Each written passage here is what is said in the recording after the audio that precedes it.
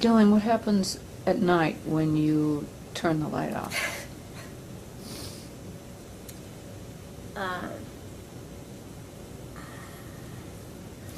Well, on a good night when I turn the light off, I go straight to sleep. And, you know, there's plenty of other nights where it's just hard to turn the mind off. The to-do list's a common problem for anybody running a startup nonprofit. But, you know, again, I think it's hard not to have a, you know, relentless drive to get it right. And that's an exhausting environment to create, you know, at an organizational level, to be in a campaign that's at full, you know, at warp speed all the time and constantly trying to figure out how to make it better because it's literally a question of life or death. So it's not uncommon for people to ask me on Monday morning how my weekend was, and for me to have absolutely no recollection, because that slips so quickly away as soon as I walk into the office. But unfortunately, the reverse is not true. I walk into my house and, you know, it can take some time to shed the, you know, the intensity, the tension, the productivity, you know, the focus of a day of work. You know. You ever feel that you can't get away from it? Well, I think most people who do this work feel like they'll never experience weather in the same way again. There's no simple way to experience the natural environment anymore, because there's always a context for what you're looking at, whether it's an unpredictable snowstorm followed by a 70-degree day, or an early spring or a late summer. I mean, whatever it is, you know, it's hard not to attribute it to and not to connect it to erratic weather conditions, which are going to become increasingly frequent. And I think, you know, I spoke to another longtime climate advocate who said that at some level he's been robbed of the possibility of happiness by virtue of doing the work.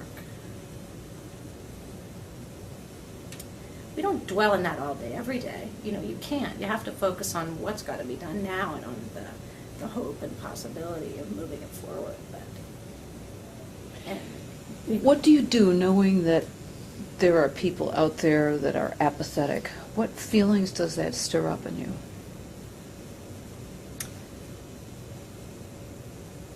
Well, I mean, it's hard because I was one of the people who was hoodwinked by the misinformation and disinformation that we were fed for so long. I mean, Big Oil and Dirty Coal had invested a lot of money in studies to substantiate their perspective, as you know, as tobacco did in an earlier day, that global warming was, you know, a hypothesis and not a reality at best, or in fact, you know, a blatant distortion of the facts. So it's hard not to look at people who are apathetic and, you know, and recognize that that's a function of, you know, a very deliberate campaign to make them that Do you way. ever get angry?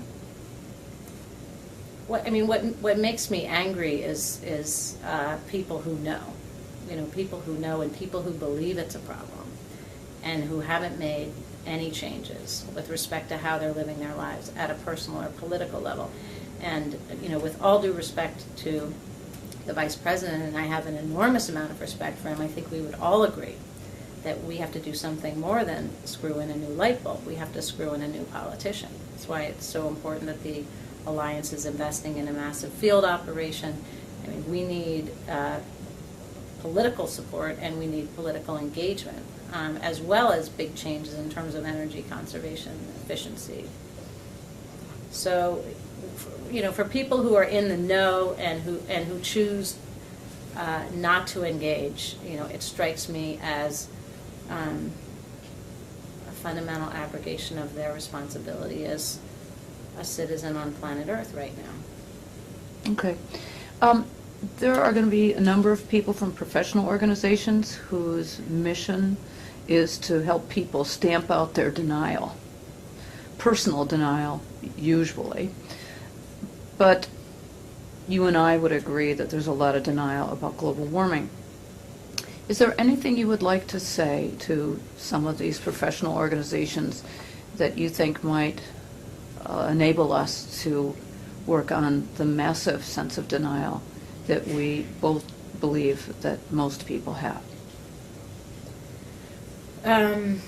I mean, I think there's multiple problems. One is, that we're facing an enormous amount of denial. Another is that it can be hard to really see and feel and understand the impacts of global warming unless you're paying careful attention or unless you live in a frontline community, which unfortunately is coming soon to a neighborhood near you. And then I think there's, the traumatic impacts of the people who see and recognize where we're headed and who feel, as I suggested, that they're living in a parallel universe, separate from the rest of human population that doesn't seem to get it. So, I think that's, a distinct mixture. When you talk about the trauma, I mentioned that, people feel very depressed, they feel very hopeless, they feel very angry, and they are facing enormous amounts of stress and anxiety. And these are the people that are working to tackle the issue every day. There's a whole different set of circumstances for people who are confronted by the impacts every day. They're losing their jobs, whether they're maple sugar makers in Vermont or running a ski resort that can't produce the snow because of warming temperatures, or whether they're facing drought and famine in sub-Saharan Africa. So there's multiple impacts, of which I think dislocation is going to be the most significant. But when it comes to denial.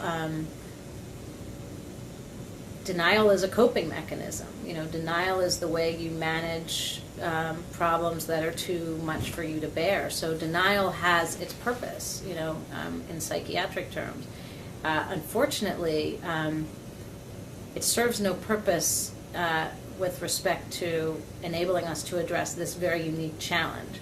And so I think it is important that we all work together to move past the denial and towards a collective sense of hope and possibility that we can fix this, because denial will get us to a very, very bad place if we continue with denial and inaction. We just don't have any more time to waste. Just one last thing. How has this work changed you?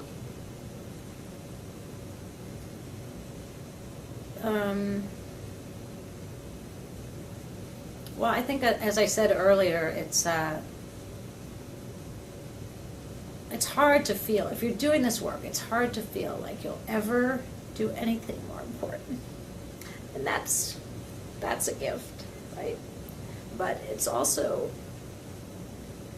it's a challenge to recognize that if we fail at a most spectacular level for everybody. Thanks, Gillian.